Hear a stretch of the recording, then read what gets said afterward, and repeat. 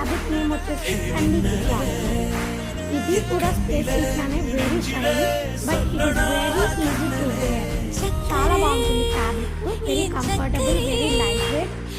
And మీరు వీడియోలో చూస్తే దాని కలర్స్ కూడా డిఫరెంట్ కలర్ వచ్చి ఇది పర్పుల్, మీకు మ్యారీ బ్లూలా అట్లా కనిపిస్తుంది.